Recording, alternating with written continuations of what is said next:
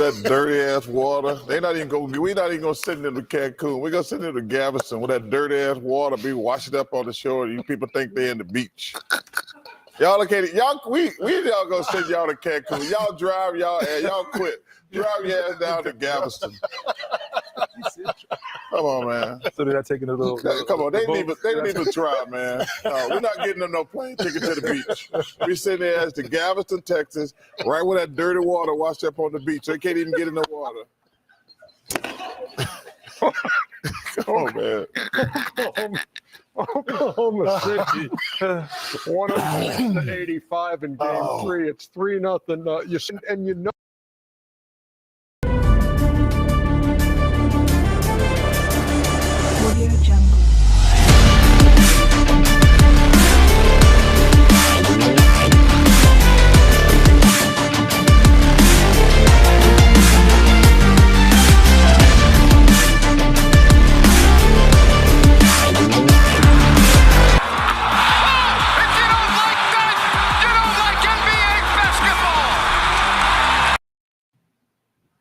No, Adam, there is no prize for being first in the chat. What is up? Let's get it.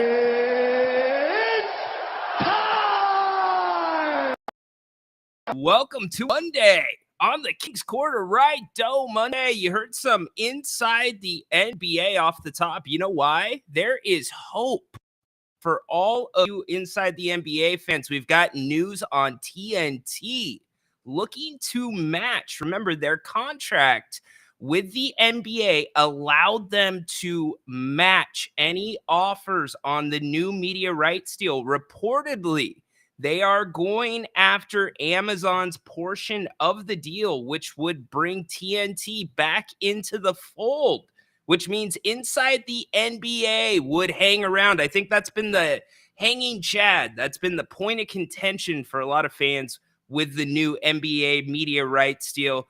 Wonder what that would do for Charles Barkley, by the way. Does that mean Chuck's going to stick around? He's announced his retirement regardless of what happens with TNT, but we'll talk about that more in a little bit. The Kings have wrapped up their summer league portion of the schedule in Vegas, which means it is on to training camp. What did you see this summer? Anything good? Anything bad? What were your thoughts if you watched all the games? They finish under 500 in Vegas, but they do end on a strong suit with a win over the Phoenix Suns. Speaking of basketball right now, Team USA, Germany, locked in a close one. We're monitoring that 92-86 as we sit right now. So Team USA, this is their final tune-up before the Paris Olympics. Remember, I don't think we've been on the air since the South Sudan game. LeBron had to make a late bucket to put USA up 1 point and get the win in that game. No Kevin Durant still. So what's going on there? Let's get to the chat. We've got a lot more, too, to go over. Question of the day, since we usually do a Kings-themed question. If you could own only one Sacramento Kings jersey, just one, what player would it be? Who would it be? I'm kind of conflicted on mine, but I'm pretty sure I know a lot of people have said Jason Williams in the past. I want to see what yours would be. We can also talk NFL over-unders. There's an interesting story by Phil Mushnick in the New York Post that I want to get to about sports gambling. Gambling's been a topic on this show before, but apparently, according to some that use the different gambling platforms that you see advertised all the time, your DraftKings, your ESPN bets, all those, apparently they are beginning to lock you out of your account or not allowing you to make bets if you're too good at it. What? Are you kidding me? That's interesting. So I want to get to that as well. The British Open, Xander Schauffele, final round, 65 to take the British Open, excuse me. That was a fun tournament. What a great showing for Royal Troon. I had never seen the course. I had heard of the course. Obviously, we talked a lot about it last week with Grant. And by the way, Grant and I will be back tonight, 8 o'clock. Make sure you come back for that. We'll be talking a lot of stuff. But Royal Troon, he was talking about his experiences playing there. That course showed up. Not only did it look hard, it looked beautiful, and the sun barely peeked out the entire tournament. But what a fun weekend of golf. We can go over a bunch of stuff. And now Haunted Horse is in the chat. Dude, Haunted Horse, I have some more cat stories for you, my man. We've got the cat on the Ry-doe wheel, dude. These cats, they're not just annoying pets. They're also criminals. You wouldn't believe some of the stories that I found online about cats. Adam, let's go. Yes, indeed. Him and Horse are just going back and forth. You're going Dwayne Coswell. Interesting. Clyde Drexler. I don't think that qualifies, Horse. I do not think that qualifies, my friend. This guy just woke up from hibernation. In fact, I'm pretty sure he has been playing NCAA football for the past 7 days straight. When was the last time you showered? When was the last time that you ate, went to work? What's up, corn dog? Oh, it's a full-time gig, college coaching, man. I'm literally flying myself out to random people's houses trying to recruit them. So you literally on the video game fly to recruits home? No. I'm just messing. Right? No, you can do contact family and friends, DM the player, search their social media. DM the player? Yeah. Wow. So seriously though, how many hours are you into this thing? That's basically been what I've been playing anytime I get home, man. Just anytime. I'm just hooking up, NCAA 25. That kicking mechanic's brutal. Speaking a different language, what's the kicking mechanic? Is that how you kick your extra points and your field goals? Yeah. There's been a lot of memes about it in the college football community and stuff. Somebody said, things that are easier to do than kicking a field goal in college football 25, and one of them was blocking prime Aaron Donald. Oh, nice. Yeah. I don't kick anything that's over 40 yards. I think it's like almost impossible. I don't know many people that kick field goals, period, when they're playing a video game. I mean, unless you're doing like a Madden thing and you're playing online or you're playing for money and you got to take the points, don't you usually just go for it? Yeah. I guess they really just want you to go for it more and more. I shanked a couple PATs. It's just, it's a good time to be a college football fan. And some of these teams, man, they're crazy. The AI is crazy in this game, man. If you play on that Heisman difficulty, it's insane. So it's not like, cause I know you weren't around as much last week. It's not like before, like in younger days when you go to get a video game, like it can be sold out. You can get a copy anywhere because it's digital. You can download it. Yeah. Physical copies aren't, what they used to be. Technically, physical copies nowadays actually don't even have the game on them. They just have the license on it. Because the games would be way too big for the disc to hold on its own. Interesting. Okay. Yeah, because some of these games like Call of Duty are, over 100 gigabytes. Gotcha. Gigabyte, terabyte, megabyte. I don't know the difference. Maybe I kind of do, but basically, let's just say you're trying to fit this in a box, but then let's say this is a megabyte, and then this is a gigabyte, and this is a terabyte, but the box is only this big. Yeah, gotcha. Memory. So what's up, man? What have you been paying attention to in sports the last week besides your video game? I'm hyped up for the Olympics, man. Are you? By the way, 92-88 right now. Team USA ahead of Germany. We'll keep you posted. Oh, it's over. It's final. 92-88. USA wins. So back to you, corn dog. About the Olympics. What are you fired up for? The Olympic speed walking, the steeplechase. I love track. I love volleyball. I love basketball. I love the swimming. I love it all, man.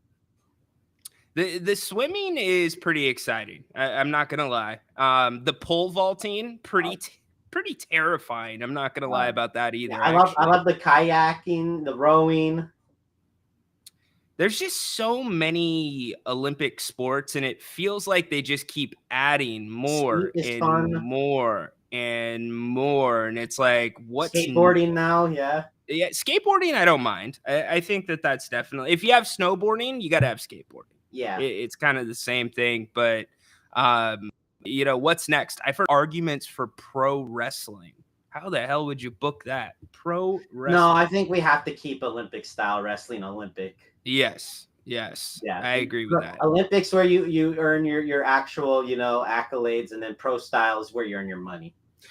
You know what stinks though to me is you have these athletes that train, I don't know, 3 years, 4 years, 6 years for this opportunity at the Olympics, right? And for a week, 2 weeks, they get their chance, they get their glory, they get their gold medal, but then it's over. There's no, I guess what I'm saying is a lot of the sports that are included in the Olympics, you can't monetize on them. They're not major sports. And so it's like this very tiny window that some of these athletes have to, maybe get that payday, get that bag, or, become relevant in the mainstream media.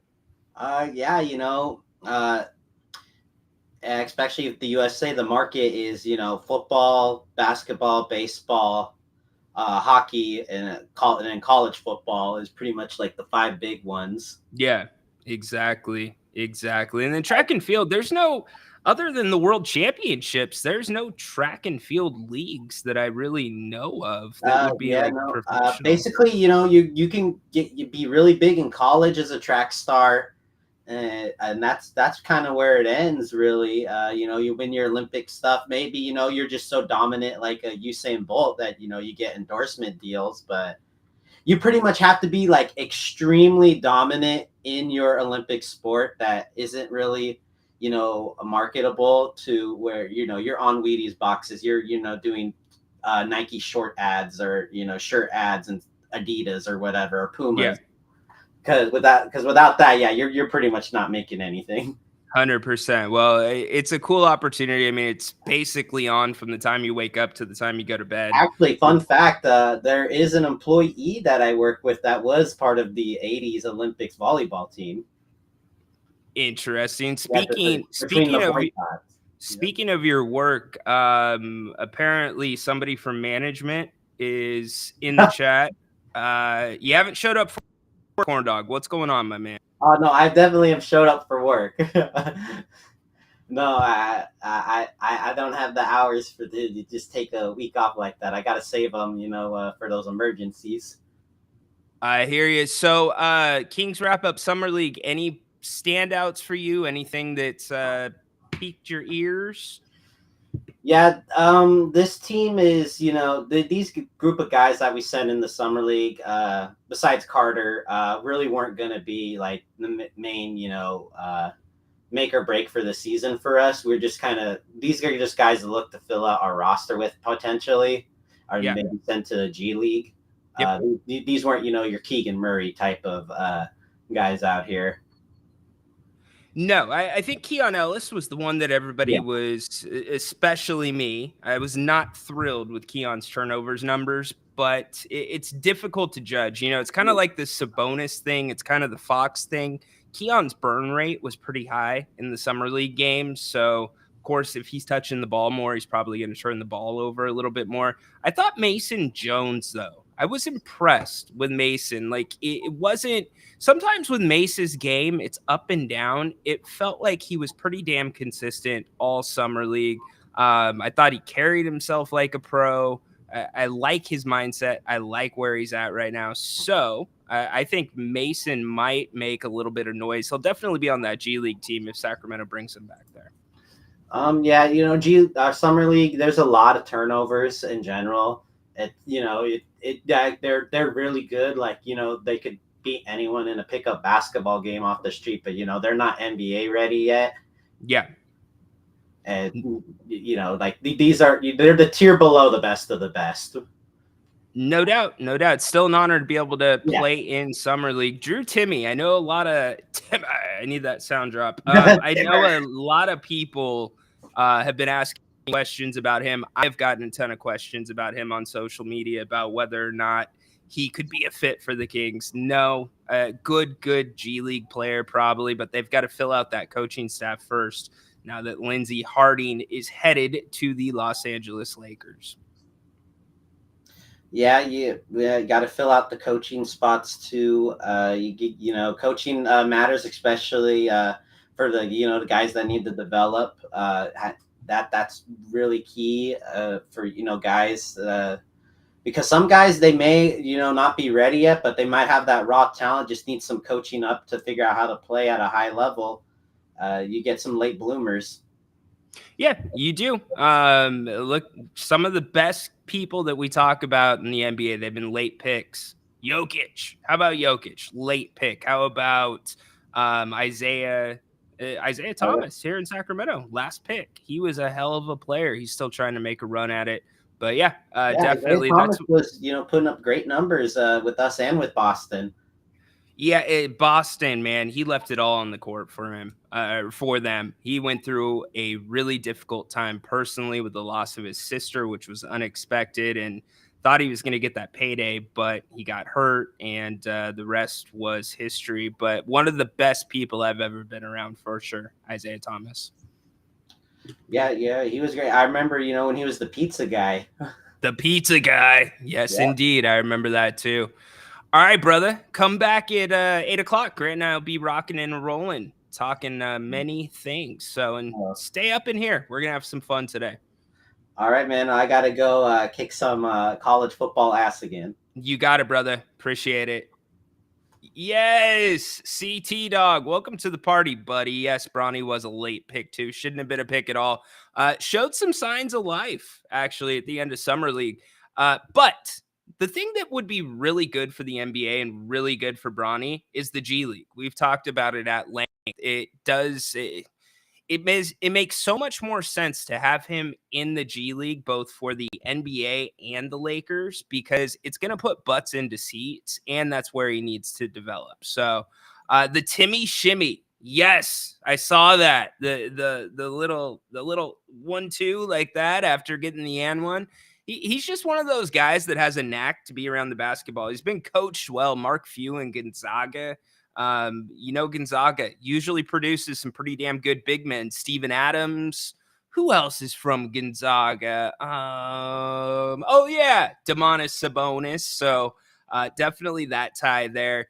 IKD animator videos are so good. Are those the ones, and I'm going to show my age here, where you could put anybody's face on that dancing body that's like walking onto the stage on Coachella and the crowd's just going nuts? Is that what you're talking about, CT Dog? Really interesting there. I mentioned at the top of the show, by the way, and we're going to go back to this really quick. The NBA media rights deal, not necessarily done according to The Athletic. So check this out. It seems that TNT has informed the NBA that they are going to attempt to match the offer that Amazon has made to cover the NBA games for not this season, starting next season. It's a $2.2 billion deal. Amazon's part, $1.8 billion. And interesting enough, the league's preference, according to The Athletic, I'm looking at it right now, is to honor the $1.8 billion per year contract it agreed to with Amazon, which seems really weird. I mean, I guess you would want to take up for your new partner, right? But at the same time, it's TNT.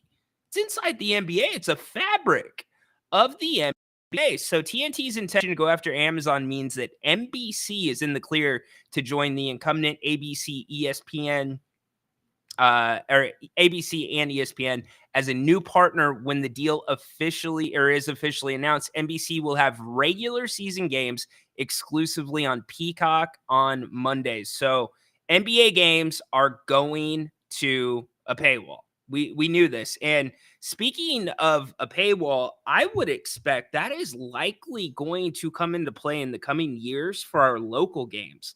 We're spoiled because we have NBC Sports California.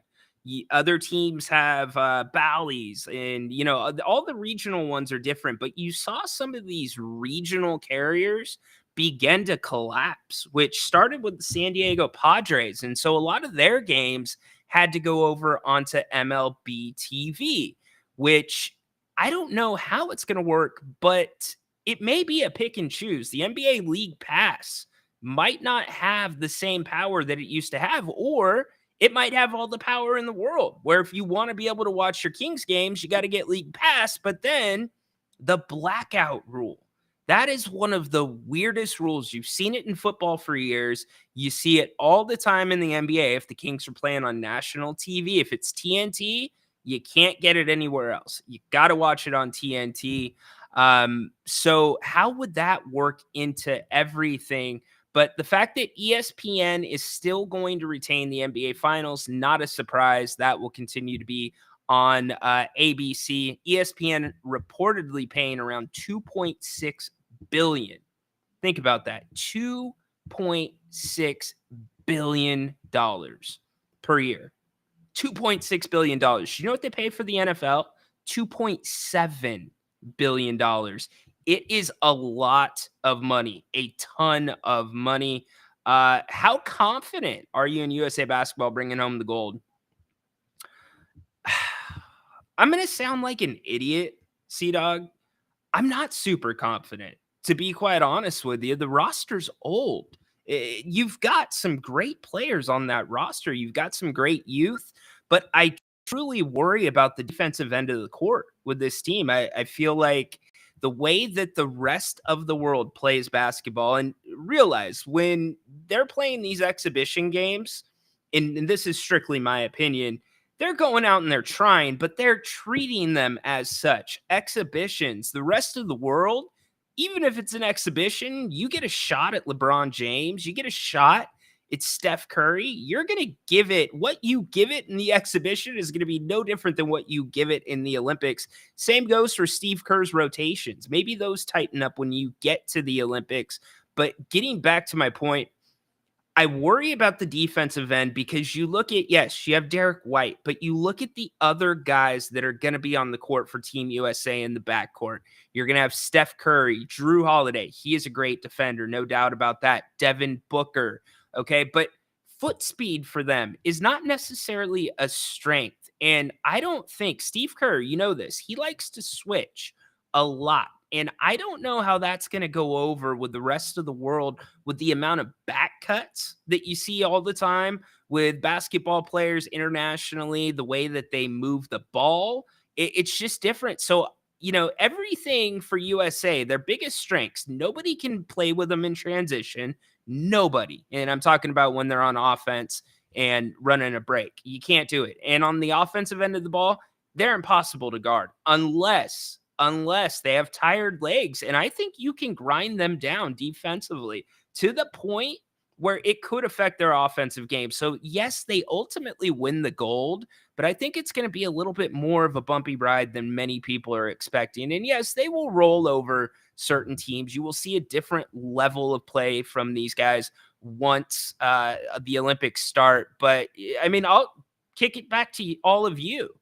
How confident are you in this USA basketball team? You see the roster and you know it's the best roster out of every other country in the world, but they haven't looked great. So let me know what you think. I mean, if I had to put it on a scale of 1 to 10, with 10 being a slam dunk and 1 being an air ball, I'm probably at an 8, but the fact that I'm not at a 10, that's a problem if, it's the USA. So let me know what you guys think. Let's see. It's YouTube videos on hip hop. Thanks for hooking that up, CT Dog. I'm old, man. I'm 40. I'm a man. I'm 40. I don't know all this tech stuff other than what we do here. USA Basketball is going to get the bronze. LeBron doesn't have Kobe. Interesting. And then there is the KD piece, which we'll get to in a second. And need the finals back on NBC. Those were some of the my best memories of basketball on a national level always were the NBA on NBC. First, you got that Tesh song. Dun, dun, dun, dun, dun, dun, dun, dun, dun. It's actually my ringtone, by the way. I've worried about that when I've gotten calls during the show. I'm like, oh, that's going to be a copyright violation. But whether you loved him or hate him, Bill Walton did a great job. You had Marv Albert, you had Snapper Jones. It was great stuff. And then even on the in studio, you had Bob Costas. You had what was the other Peter something? It's gonna come to me. But their little in studio thing, he was the insider. I thought the coverage was awesome. I can vividly remember certain times, and I actually have a list of what are considered, according to one website, the top 10 shots in basketball history. And a few of those occurred on the NBA and NBC. In fact, there was a Bob Costas. Let me see if I can pull this up really quick. Bob Costas, after the Bulls won their last championship with Jordan in Utah, he had this 2-minute take on how basketball, or that age of basketball, the way that you saw teams put together, may never be the same. And he basically predicted the future of where the NBA was headed. It was absolutely amazing. Let me see if I can pull this up really quick. But yeah, I would love to see that. But yes, the NBA on NBC was amazing. Here we go. Listen to these closing remarks from Bob Costas after the Bulls won their championship in Utah. Incredible stuff. He talks about the salary. It's amazing. Check this out. Bulls fans, there is, of course, cause for celebration tonight after a 6th championship that came harder than the others. But there's some anxiousness mixed in as well. Who knows how all of this will play out, but it's certainly possible that tonight we saw the last of the Chicago Bulls as we have known them. And whether it ends here or sometime in the near future, it'll be noteworthy not just for the breakup of one of the great teams in sports history, but because given the present structure of pro sports, it may be quite a while before we see anything like this again. Oh, the organizations that have the resources, the Yankees, the Braves, the Cowboys, the Lakers, and the NBA, will almost always field contending teams. But the days of continuity may be ending. Even on the best teams, there's now so much turnover that it's becoming ever harder to follow and identify with teams. Loyalty has been fragmented, which brings us to an underappreciated aspect of this golden era in the NBA. It hasn't just been Bird, Magic, and Michael. It was the whole recognizable cast of characters around them that gave the Celtics, the Lakers, and the Bulls their texture and made following them all the more interesting. Even the Jazz, noble runners-up 2 years in a row, are personified by the longest tenured coach in the league and 2 Hall of Famers who have been teammates for well over a decade. We'll see championship teams in the future, but will we see teams that endure this way? And as for Michael Jordan, all the superlatives have been exhausted and almost all. Isn't that incredible? It's like he had a crystal ball. It was incredible. Gammon, gonna get to you in a second. Seems like 5 people playing iso ball. Exactly right. And that's kind of what Team USA has always been to a degree. And, just what you said, the other guys here that have been playing together their whole lives, there is something to be said about that with the chemistry in basketball. There is not another team in the Olympics that can, player for player, compete with Team USA. However, when you put them all together, it can cause a problem. Speaking of the guys that have been playing their entire lives together, that take their programs, their Olympic programs, seriously, where it is hardcore training, not just 2 weeks in Vegas for the NBA pros, the NBA All-Stars, and then off to the Olympics. No, they are working it year after year, building up to this point. And when they come together as a unit, it's how you get beat. It really, really is. So we'll get to more of that in a minute. Let's bring in our man, Gammon. Gammon, what's up, brother? I can't hear you, Gammon. You there?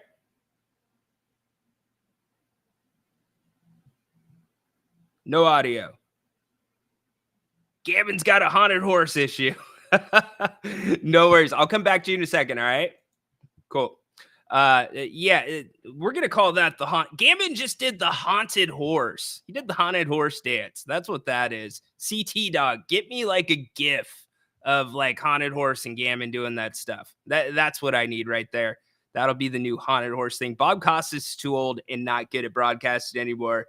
I like NBA being on TNT. Love it on TNT too. Yeah, Bob Costas is getting up there, but he was spot on when he said that about teams and being able to compete and teams being together for 4, 5, 6 years. It was very much spot on. Gammon, you there with us? Yes, check 1 2 1 2. We got you, brother. All right, How you all right. doing? Doing great. Glad to be here another day and talking Sacramento Kings. Amen. But especially Team USA.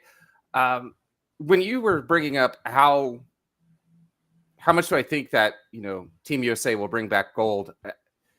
I still am extremely confident that they will do that. Now, in the manner in which they bring back the gold, I think there's going to be a lot of close games. I mean, this is a team that's going to have to win in a shootout.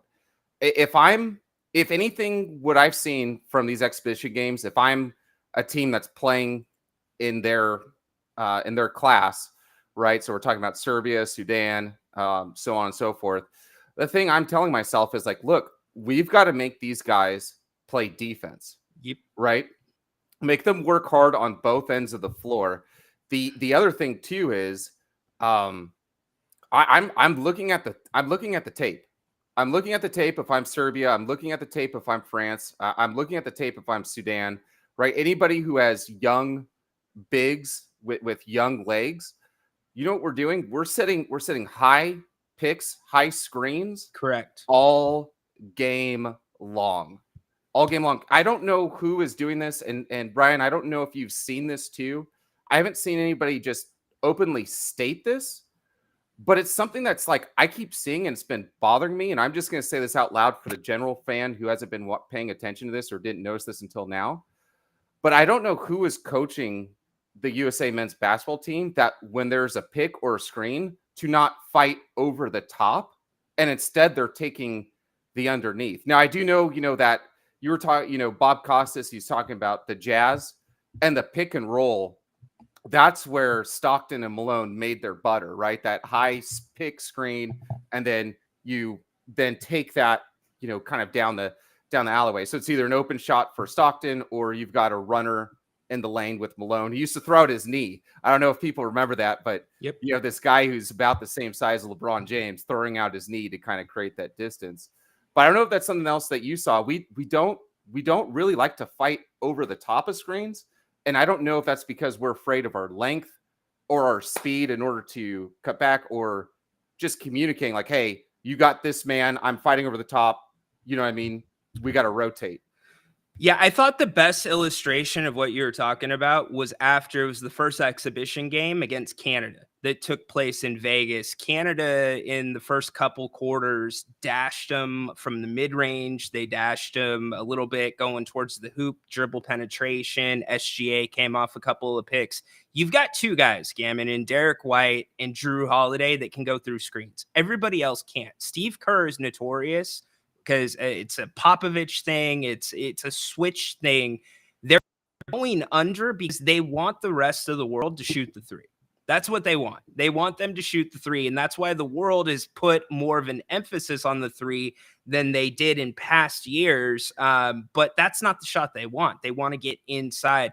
And so I think it's a simple case of you don't have the guys to go through the screens. You don't have that makeup because you can play Derek White all game, but he's going to be more of a liability offensively compared to some of the other guys that you have off the bench that could be much better at the offensive end. So it's a coaching thing, and it's a problem because just what you said, I'm putting everybody up high. I'm spreading the floor and opening up that mid-range because that's where the rest of the world thrives. Absolutely thrives, Gammon.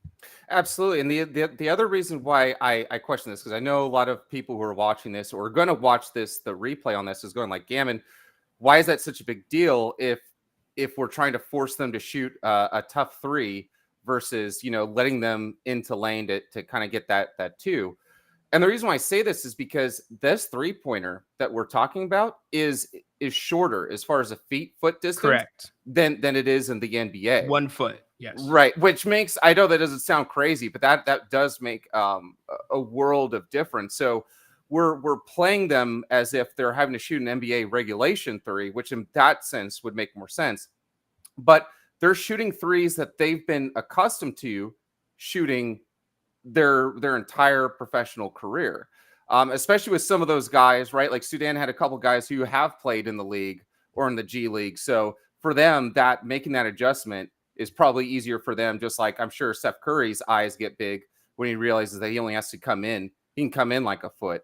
That was number one. Number two, the other thing that I noticed was that it seemed like there were some times, and I kind of got this feeling from watching Devin Booker and some other guys, like if their shot didn't go in, it seemed like these guys were so used to them having their GM or their teams build around them and them just waiting for a hustle guy to come in and then clean that up, maybe go chase that rebound, go make that hustle ball. Whereas, Devin Booker would shoot that. And it's like, you might've been able to hustle that loose ball down, but instead he was just looking around. It's like, nobody else is going to get that, Devin. You're all prima donnas in this game. You guys are going to have to play transition defense.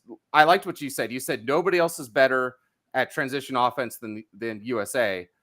And then I looked at it, I'm like, but USA might be one of the worst transition defense of teams. Yes. So what are they doing in practice? Because it seems like that should be one area they should be able to practice really easily.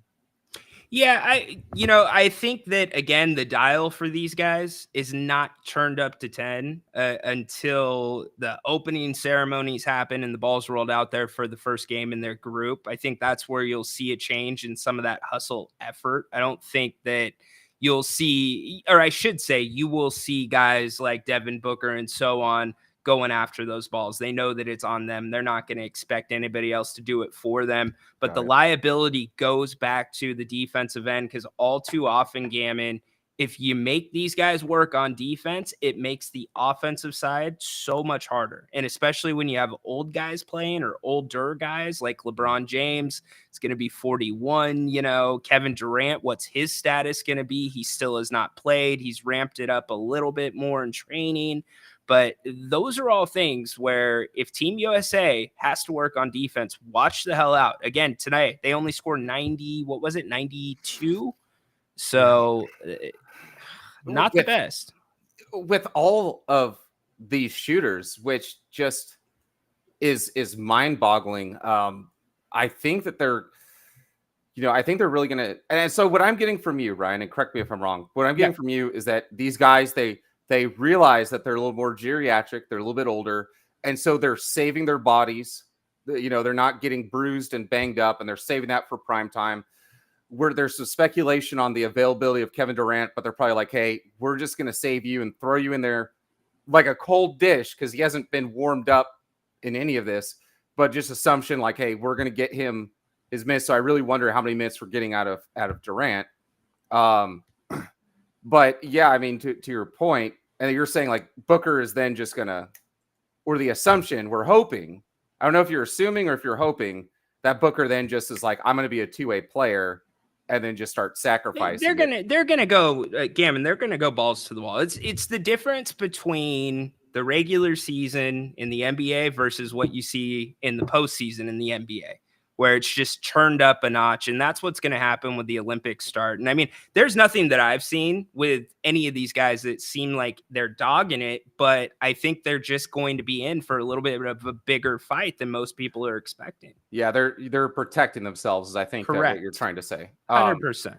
Because otherwise, if you didn't say that, then I would be very, very worried. And even if they are protecting themselves or they're holding back, like you said, that 90 point performance, this team just to me is just too loaded to put up a 90-point performance, especially with how good we are in transition basketball. And our team defense, I'm gonna take your word on it. So they're protecting themselves, right? They're not really putting their bodies out there. We're probably not screening as hard as we can for each other. But the team defense, right? Not even just the one-on-one defense, but that team defense has not Ryan has not given me a lot of confidence, and I'm just watching this. But I think that you're adding a lot more. What do you want to call that? Nuance to what it is that we're watching, and what we're watching is these guys aren't putting their very best, their 110% effort in this. But I did. If you rewatch that Sudan game, I mean, that was a game we should have lost. Definitely. 100%. LeBron pulled it out at the end, but yes, they should have lost. And imagine what it would have. And actually, Gammon, even with them winning that game, let's look at all the performances that they've had in the exhibitions. Really hasn't been that impressive other than Serbia. Serbia is the only game where they came out and handled their business. Dog walked them. Exactly. And but I'm sorry. Oh, I was going to say, and that's the problem. I mean, they're going to get out of the group stage, but you have one bad performance in the medal rounds, you're done. It's done. Single elimination. You're not winning a gold medal. Right. And the big thing I would say that Serbia would be able to still hold their head up high about is that I think their second best player is Bogdan, Bogey. Yeah. Yes. Bogdan. And he's really good at kind of cutting and slicing up the interior, which I think will do wonders for a guy like Josic, the Joker. But yeah, I mean, you're saying they'll get out of the group stage easily. And then I do like your but, if they have a shallow performance, this is a perimeter shooting team. They're not getting their 60, 70 points inside the paint, right? Correct. So if they have one of those games, and it happens. They gave up 68 in the paint to Australia. 68 in the paint. And these are 10-minute quarters. These aren't 12-minute quarters.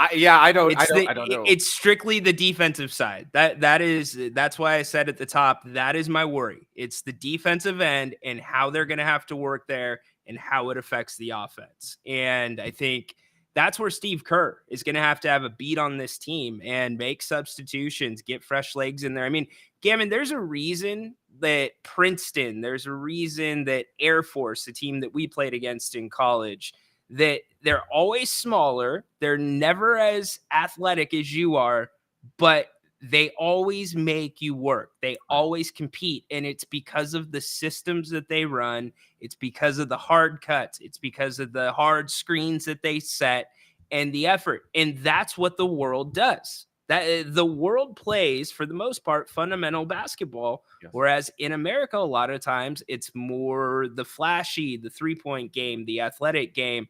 And when those two worlds meet, sometimes anything can happen.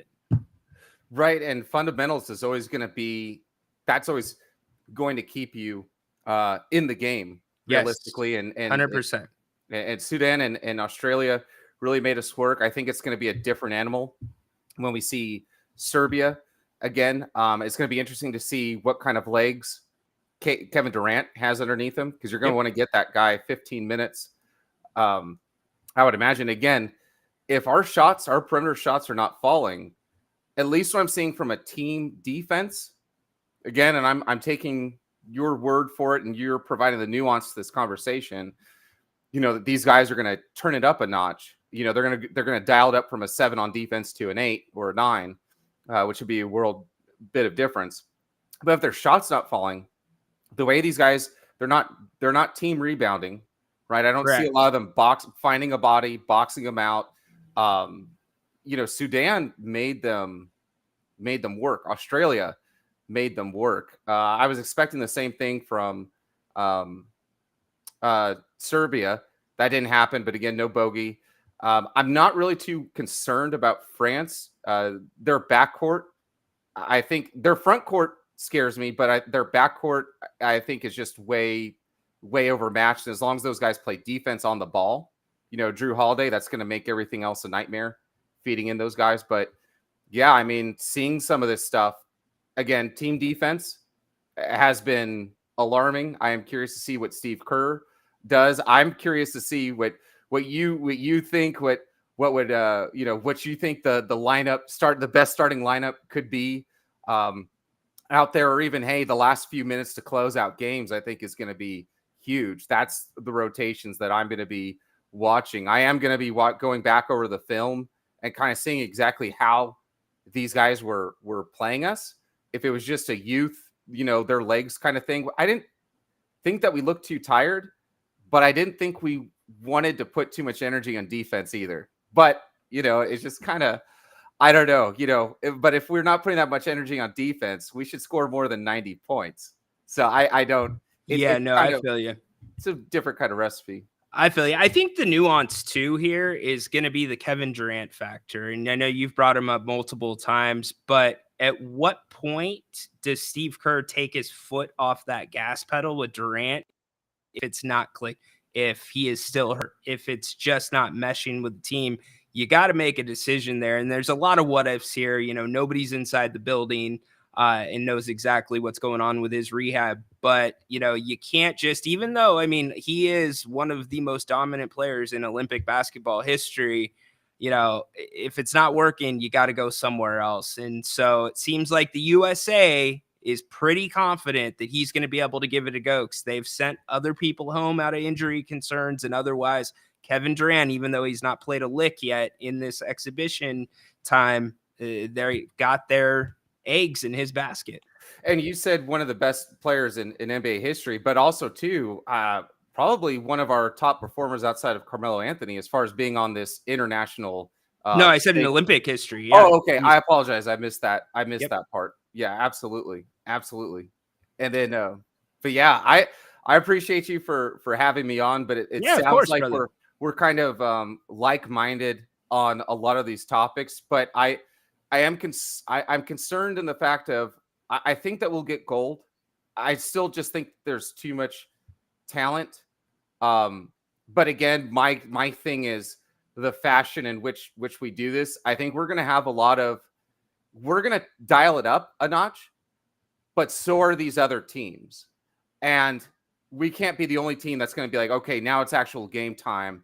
Now we need to, like, these other teams got a little bit more film on us and see what our tendencies are as a team, not as an individual. And that awe that we have is not going to be there. These guys are going to play us a lot more strategically. And I see that they're going to empty their bag on us a little bit. They're going to have plays specifically against us. And Kerr we're going to have to fight over the top of some of those screens. Like we're going to have to, because I was watching some of the shots that some of these other teams are getting up, but if they watch the tape again, they go like, they're going to give us these shots. We just have to take them. Like, to your point, all it takes is for us to have one bad shooting effort night, and then for these guys to capitalize and execute that same night could be a real problem. Thank you so much for your time, Ryan. Yeah, appreciate it, Gammon. Good call as always. And thank you for your service, Gammon. I always tell you that when you come on. Look, the USA wants to dare the world to take early shots, because that plays into their favor. You don't want to, if you're Steve Kerr, have those guys working 15, 18 seconds into the shot clock defensively every single game. So shot selection is going to be huge from the world. If the world can pull back a little bit and not take that first open 3-point look they could probably get a better look later in the possession. But it should be interesting. I mean, I always think about the Pau Gasol and Kobe Bryant moment from the Olympics when Kobe comes out and says, first game, I'm going to run right through Pau's chest, when they were playing Spain. And he did. And it set a tone for the rest of Team USA. That tone will be there. These guys were very close with Kobe. They know what it means to represent their country and those that have played before them. Not only are they accountable to the nation, they're accountable to the guys that wore that jersey before, that have won gold. So you will see it ratcheted up, or pumped up a little bit, turned up as they roll into the Paris games. But the defensive end, Grant does not want to have this conversation. He's not hearing it. USA is better. They have to win gold. I get it. But there is some nuance because of the defensive end of the court and this team. Because quite frankly, outside of two guys, the defense really is not there. Let's see. You said Cowboys. Who said Cowboys? Interesting. Bob Costas calling MLB or Yankees games is not good anymore. Yeah, Bob Costas is a little bit, how do you say it? Como se dice? Full of himself. at this point. That's how I'd put it. Alberto, what's up, man? Can someone catch me up on what's going on with TNT? Yes, TNT plans to match. Remember, they had in the current, I should say, the current NBA media rights deal, it gives them the opportunity to match an offer if they were not going to be included in the next deal, which is being negotiated right now. Grant thought it was like a 5-day period that they had to notify the commissioner. I'm not 100% sure on that time period, but it has been reported by The Athletic that they are trying to, or they plan to match Amazon Prime's portion of the deal, which comes out to about 1.8 billion a year. So it's good news for basketball fans. And no offense to Amazon, I don't know what your coverage would have looked like, but for me, Inside the NBA is like that last great studio show, really, for any of the sports. Inside the NFL used to be a damn good show, but ever since that it moved off of Showtime and now it's on regular network TV, and no offense to network TV, it's fine, good, but it was a different show on Showtime. It was kind of one of those opportunities you got to see more of inside the game. You got the mic'd up clips from that previous week, so you'd always wait to see your teams and see what were they talking about when they got that touchdown, yada yada yada. But for me, Inside the NBA, probably the best studio show of my lifetime in terms of sports. Peter Vesey, by the way, that was his name. Peter Vesey used to work in studio with Bob Costas on the NBA on NBC. By the way, can we all agree that's the best sports theme song in the history of pro sports? I think the NBA on NBC was by far the best. All right, we have not, well, we'll get to that in a minute.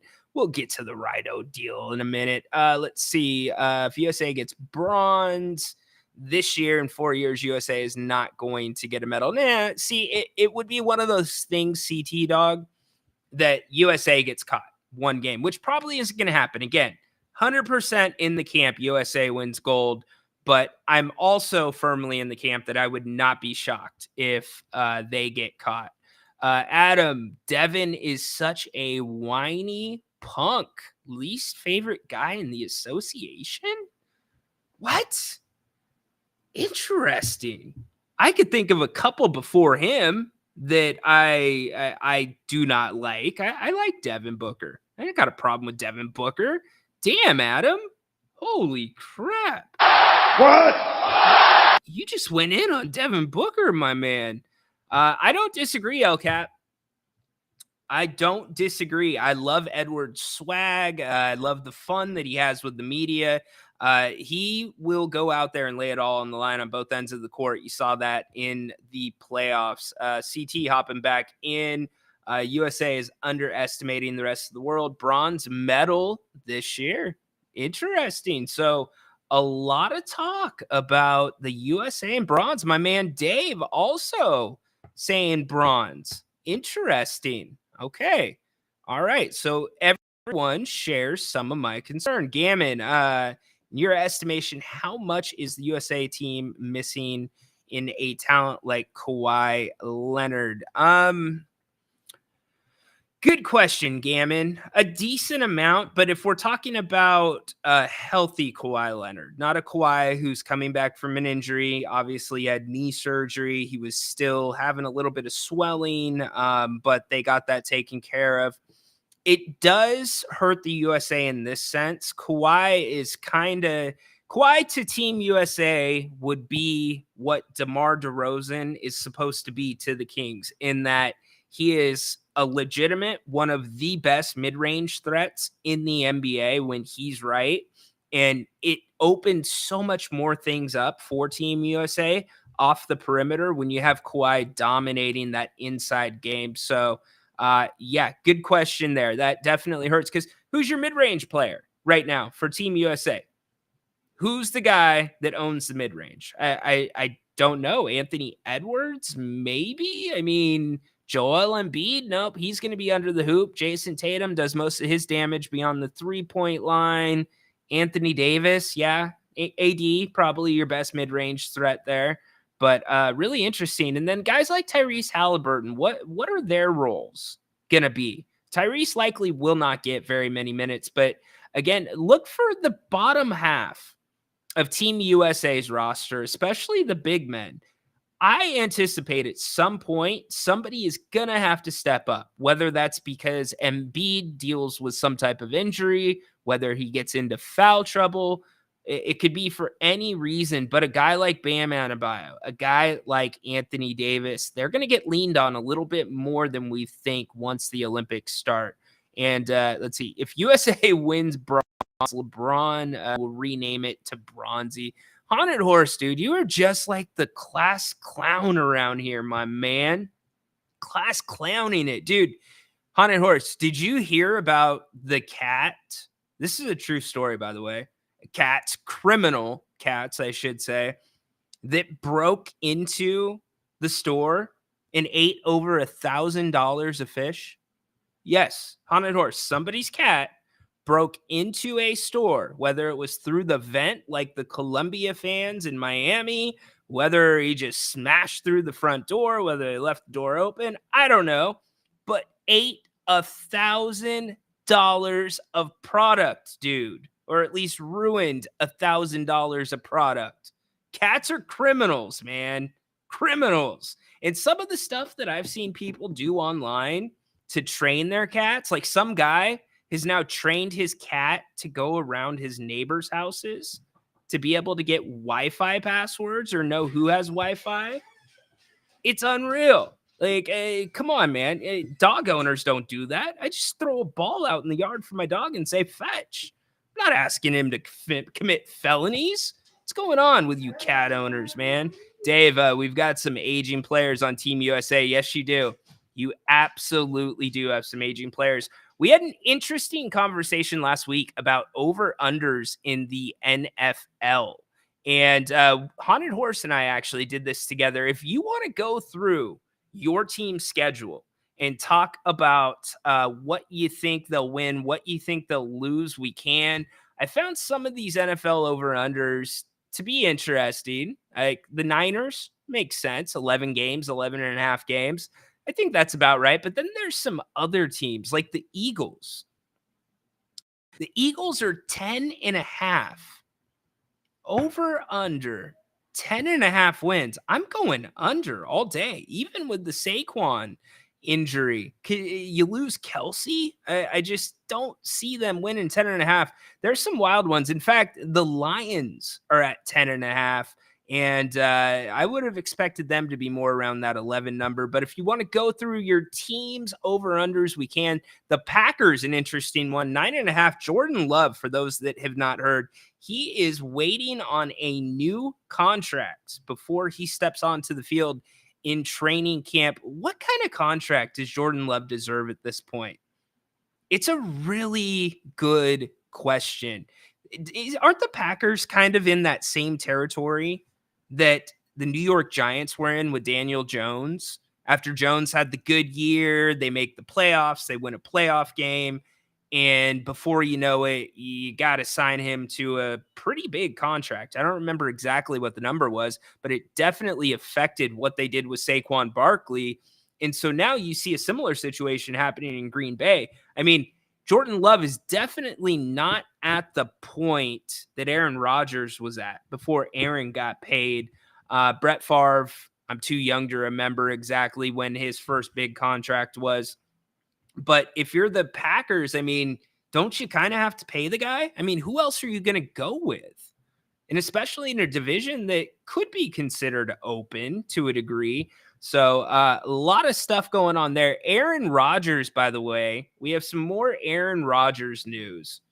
Aaron Rodgers just can't keep himself out of the news. So you guys remember Aaron had a quote earlier in the season or in the offseason, I should say, that basically said everything needs to be football. You don't miss any team activities.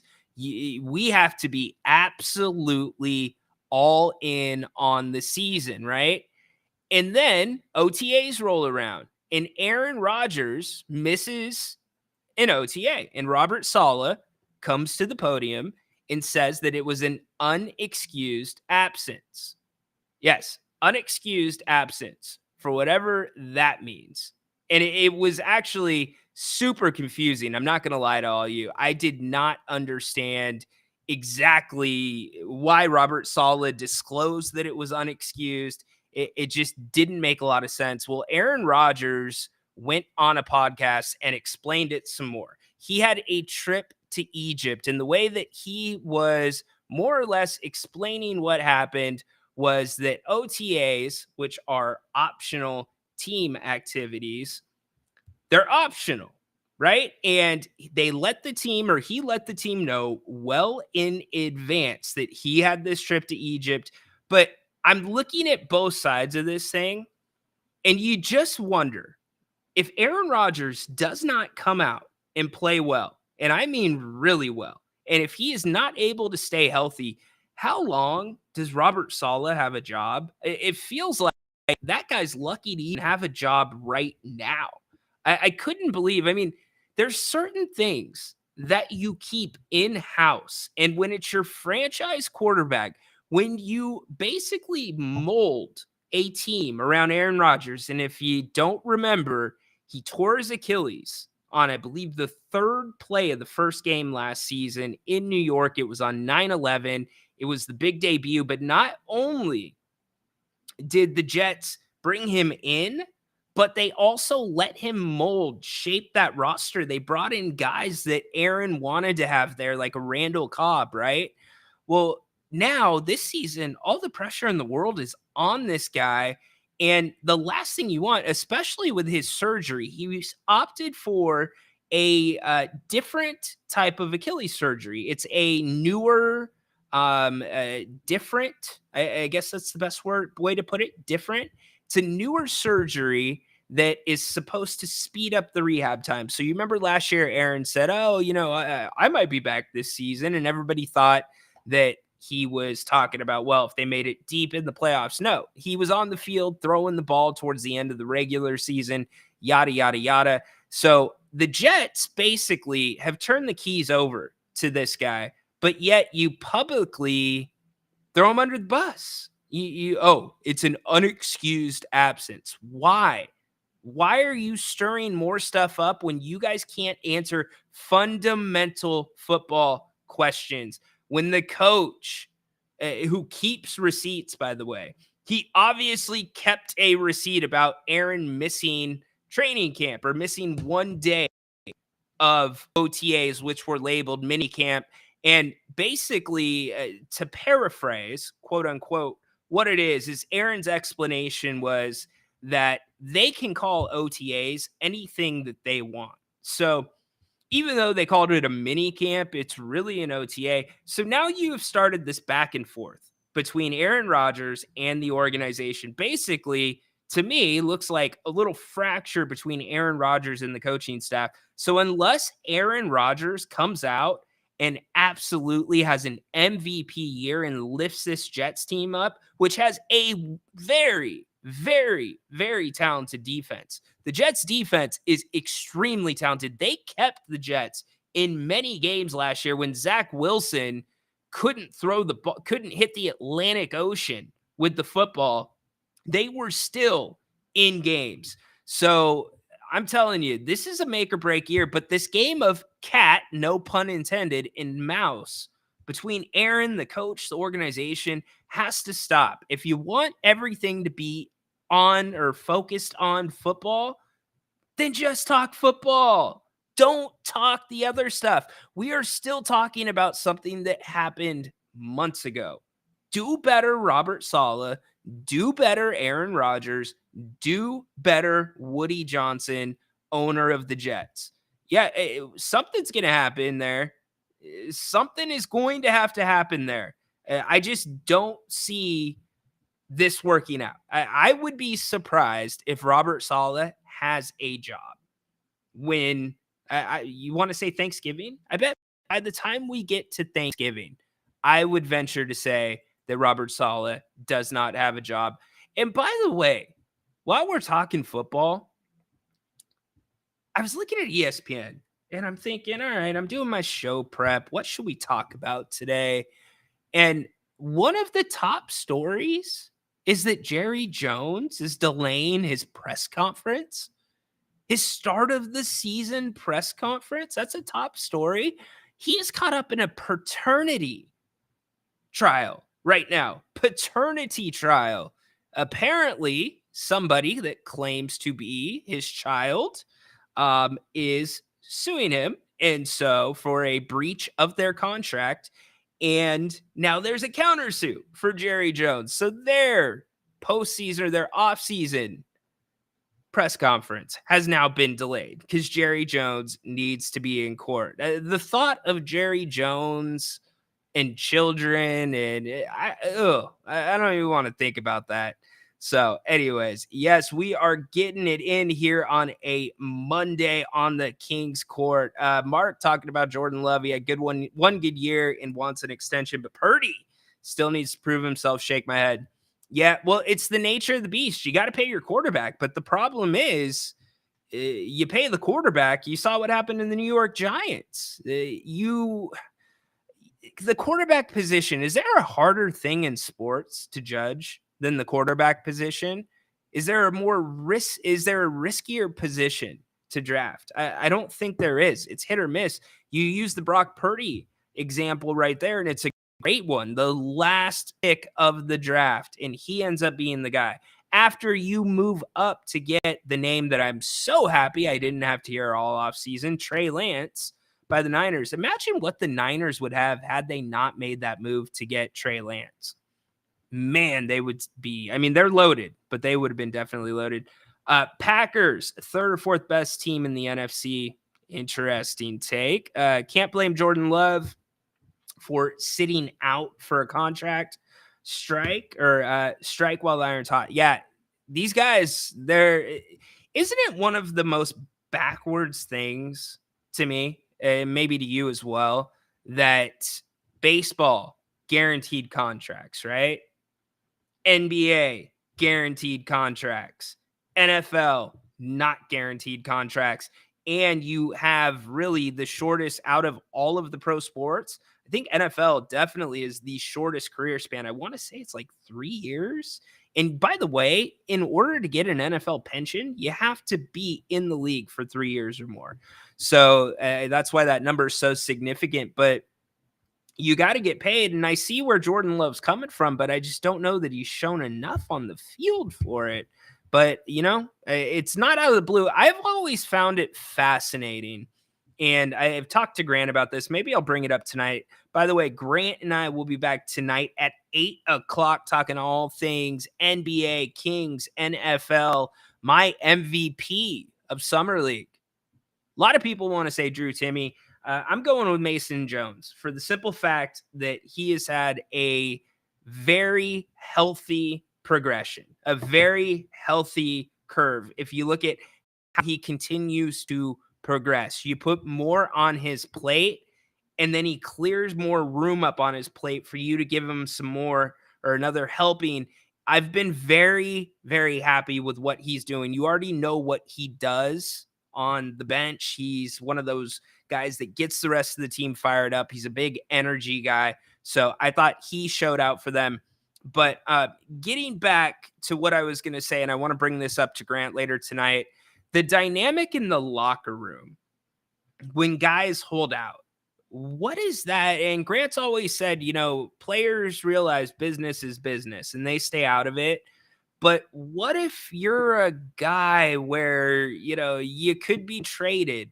What if you're a guy that's kind of on the fringe and you need that guy on the field to make your job easier, but they're holding out and that can affect your career?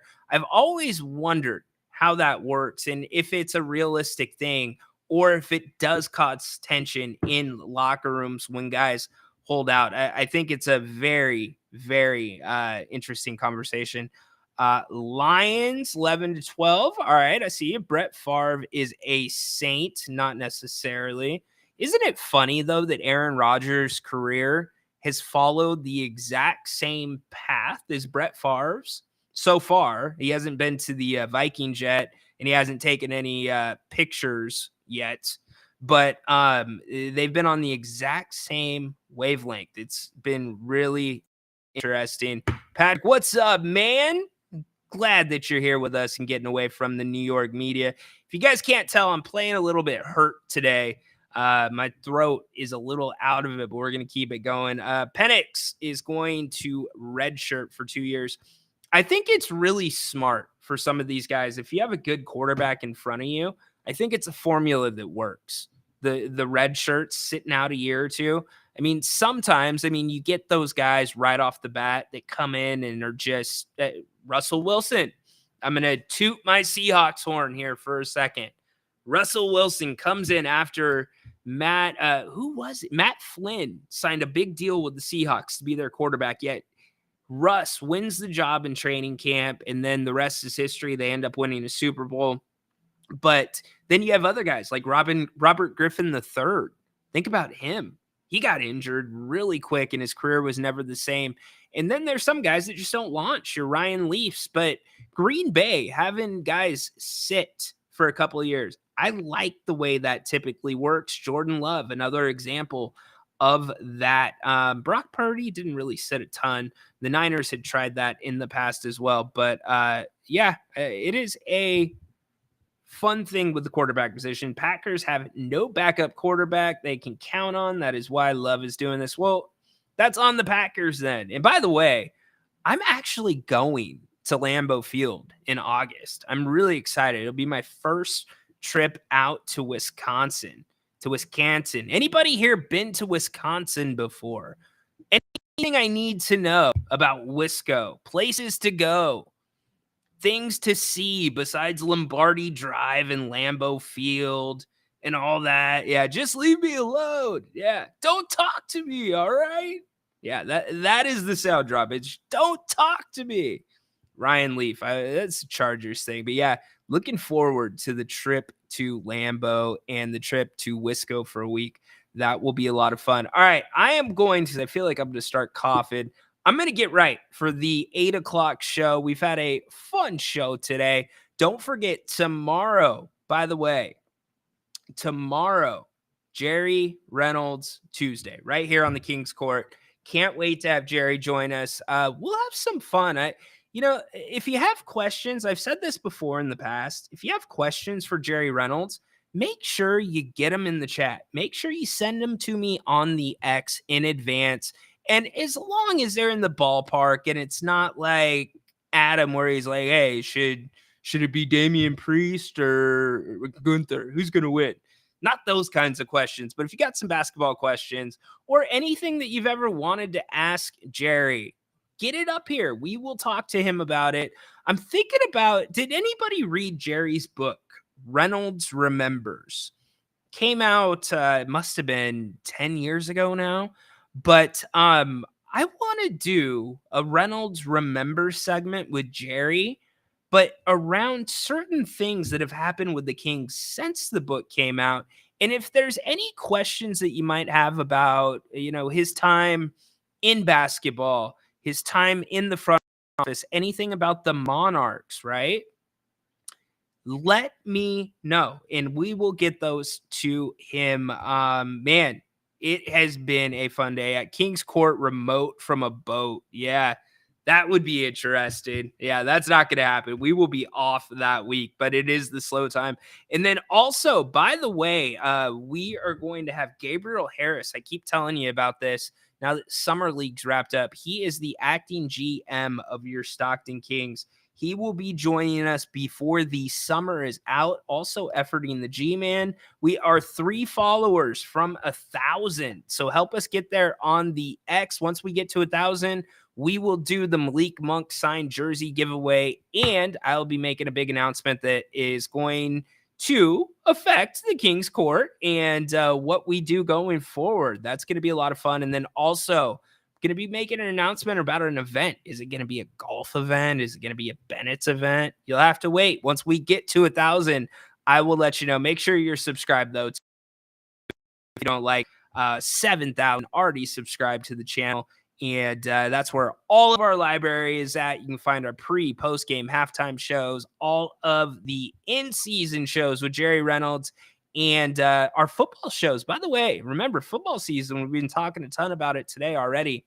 It's going to be coming back. That usually means Sean Salisbury joins us here on the channel on Mondays. We talk NFL football, and then we'll be getting our Pick'em League back together this season. That will be a blast. I believe Peter won that last year. It's free to play, so if you want to be a part of that, let me know, and we will get the information out for you. So we've got a lot coming up. Make sure again that you are subscribed to the Kings Court. That'll take you to the X page and all of our audio. By the way, shoot-arounds are coming back.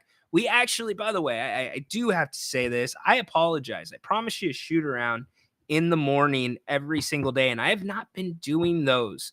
Those are coming back. We have had a sick little man here in our house, and I don't mean like sick cool. He's been sick. So not an excuse. Time to ratchet up, get it back going. So I will have a shoot around back up for you tomorrow. You can find those on Apple Podcasts, Spotify, and wherever else you get your podcast. Grant and I are back at 8 o'clock tonight. It will be a fun show. Huge thanks, by the way, again to Justin Snyder. If you notice all these cool Kings Court graphics, he is the one that creates them. So thank you very much, Justin. Sorry I'm cutting it short. We're going to move Ry-does over to tomorrow. Not feeling 100%, but that's all right. I will be back and better than ever and ready to go at 8 o'clock tonight with Grant to talk NFL, NBA, and everything else going on Team USA. Huge thanks to Corndog Gammon for calling. Tadora, hit it. Holy moly, Jim Bowley. Yes, indeed. Go Kings, light the damn beam. Yeet. Yeet. Stay the hell away from Levine. Court is dismissed.